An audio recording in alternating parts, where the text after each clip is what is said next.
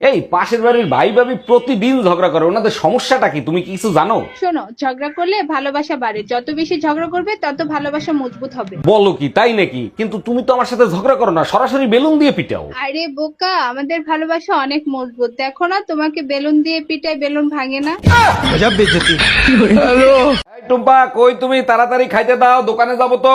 সারাদিন কাজ করতে করতে মুখ দিয়ে রক্ত বের হয়ে যায়, তবু আমার শয়তান বেটাটা আমার একটু হেল্প করে না। দেখো, বাজে কথা বলবা না, তোমার কতবার বলছে একটা কাজের মহিলা রাখো, কোনো কথা শোনো তুমি? কেমনে কাজের মহিলা রাখবো? তোর চরিত্র তো ভালো, তুই তো কাজের মহিলাও ছাড়স না।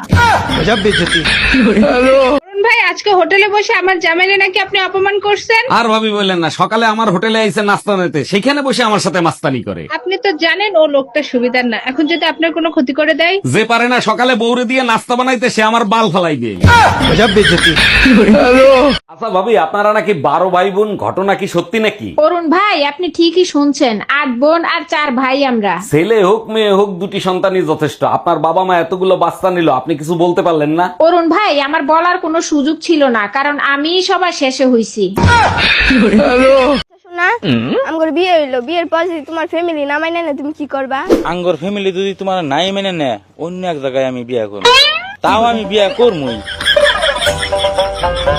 বাহারের বউকে কেমন দেখলা? দেখতে শুনতে সুন্দর তো? দেখতে শুনতে ভালো, কিন্তু স্বভাব চরিত্র একেবারে তোমার মতো। তাহলে তো বাহারের কপাল ভালো, সুখে শান্তিতে থাকতে পারবে। তোমার ছবি দেখাইছিলাম, সে তো তোমার চেনে। বিয়ের আগে নাকি তোমরা একই পাগলা গারোতে ছিলা। এই শুনছো, তুমি কাঁচা আম খাবা, মাখায় দিব। তুমি জানো না, কাঁচা আম আমি খাই না। পাকা থাক, এত কষ্ট করে আর বলতে হবে না, তোমার কাঁচা আম এতক্ষণে পাইকা গেছে।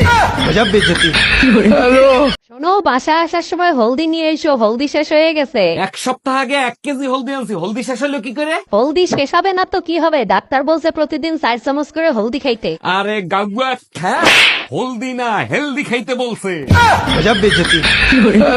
ডাক্তার, আমার বউরে কি সিরাপ দিয়েছে, ও তো সুস্থই হইল না। বলেন কি? ওই সিরাপ খাওয়ার সাথে সাথে সুস্থ হয়ে যাওয়ার কথা, আপনি সিরাপ ঠিক মতো খান নাই। আরে ডাক্তার, কেমনে ওষুধ খাবো? বোতলের নিচে লেখা ছিল ওষুধ সবসময় আটকায় রাখবে। আরে গাধা, তোর মাথায় কি বুদ্ধি নাই? বোতলের পাশ দিয়ে ফুটো করে নিতিস। কেমনে ফুটো করব? কাচের বোতল তো, ফুটো করলে তো ভেঙে যাইতো। এই টুম্পা, কই তুমি? শিগগিরই ফ্রিজের কাছে আসো। এই দামরা গরুর মতো চিল্লাছো কিসের জন্য? কি হয়েছে? ফ্রিজে আগুন ধরে গেছে? ফ্রিজ খুললা ডিপের ভিতর দেখো, ওর ভিতর আমার মার ছবি কি করে। আমার মাথা না খাইলে তো তোমার মার মাথা ঠান্ডা হয় না, তাই ডিপ ফ্রিজে রাইখা তোমার মার মাথা ঠান্ডা করতেছি। আরে ভাবি, আপনাদের তো নতুন বিয়ে হয়েছে, তা হানিমুনে কোথায় যাবেন কিছু সিদ্ধান্ত নিছেন? অরুণ ভাই, হানিমুন করে বড় লোকরা, আমরা গরিব মানুষ, আমাদের বিয়ে হয়েছে, এটাই অনেক বড় ব্যাপার। কি যে বলেন ভাবি, গরিব বড় লোক আছে নাকি? এখন হানিমুনে সবাই যায়। দেখেন আপনার জন্য ভাই কোনো প্ল্যান করে রাখছে নাকি? আপনার ভাই মজবুত একটা খাট কেনার প্ল্যান করতেছে, যাতে খাটের আওয়াজ বাইরে না যায়।